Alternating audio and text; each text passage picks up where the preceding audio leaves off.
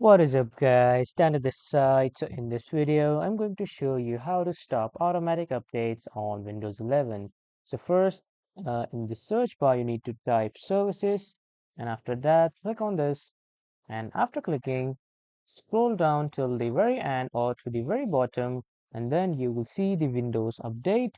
As you can see it here, double click on it, and then from the startup type, which is selected to manual, you need to select disabled and then click on apply. And after that, you need to go to the recovery section, and then in the first failure, click on take no action, and then again click on apply.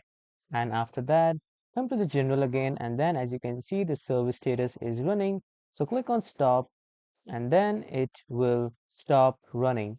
And after that, when you are done, simply click on OK, and then you have finally stopped the automatic updates on Windows 11. So that was all for this video, everyone. Thank you for watching.